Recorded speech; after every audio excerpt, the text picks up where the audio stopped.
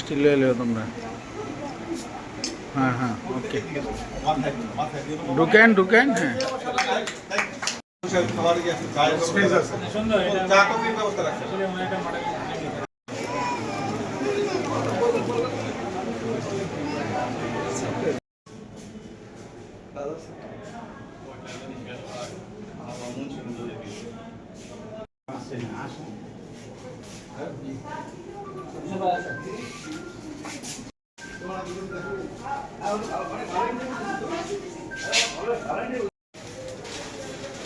दस टाका बार खेला फेले दिए हमने करो 5 টাকা মনে হয়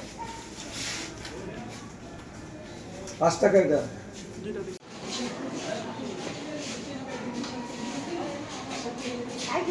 অতিথি জনাব মোহাম্মদ নিয়ামুল আহসান গাজী।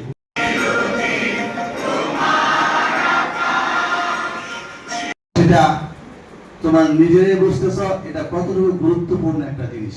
আপনাদেরকে স্মরণ রাখতে হবে যে আমি যে কাজটা করতেছি এই কাজটা কিন্তু আল্লাহ দেখতেছে। আউযু বিল্লাহি মিনাশ দুর্নীতি দমন প্রতিরোধ কমিটি, রূপগঞ্জ, নারায়ণগঞ্জ।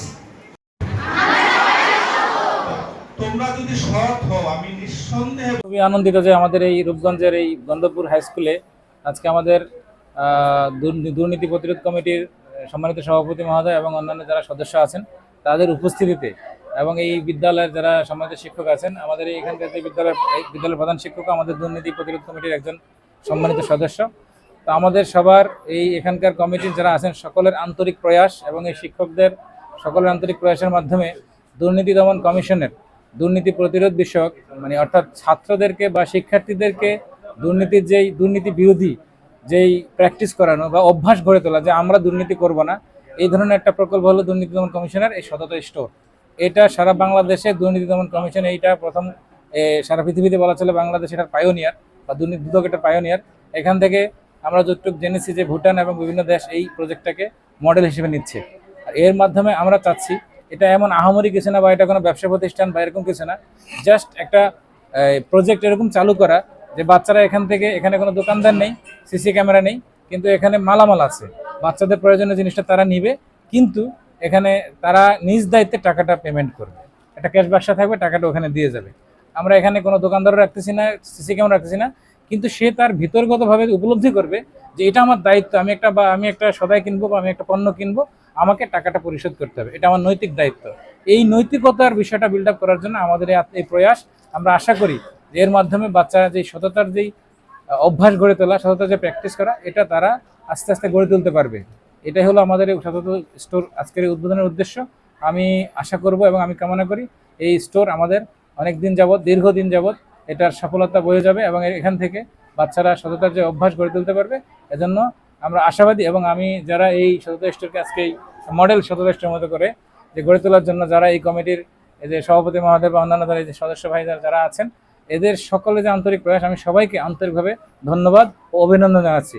এবং সবচেয়ে বেশি অভিনন্দন এবং ধন্যবাদ জানাচ্ছি আমি এই স্কুলের সম্মানিত প্রধান শিক্ষক, যিনি এটা আমাদের দুদক অফিসে গিয়ে, নারায়ণগঞ্জ অফিসে গিয়ে এটা উদ্বোধন করার জন্য বা এটা চালু করার জন্য উনি আন্তরিকভাবে ইচ্ছা প্রকাশ করেছেন।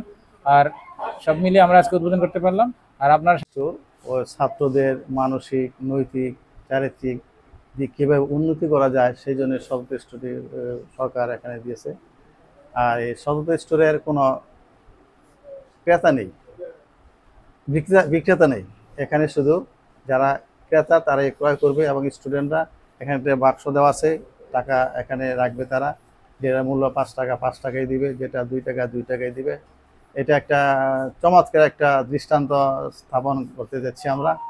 এই উপজেলায় মোট 3-4টির মতো সততা স্টোর আছে।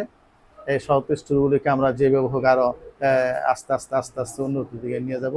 আমি এই রূপগঞ্জ উপজেলায় দুর্নীতি প্রতিরোধ কমিটির সভাপতি হিসেবে যতটুকু দায়িত্ব পালন করা প্রয়োজন আমি করব।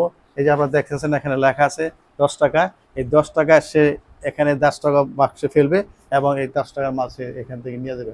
অর্থাৎ তাদের নৈতিক যে জিনিসটা, নৈতিকতা বৃদ্ধি করার জন্যই এই জিনিসটা করা হয়েছে। তারা ভাববে যে না এখানে যা আছে আমি তাই এখানে দিয়ে যাব, আমি অন্য কোনো পদ্ধতি অবলম্বন করব না, সততার সাথেই আমি কাজ করব এবং আমি যতদিন বাঁচি এটা যদি তারা চর্চা করে, তারা যতদিন বাঁচে তাদের সেই কাজটা তারা সবসময় করা যায় বলে আমার দৃঢ় বিশ্বাস।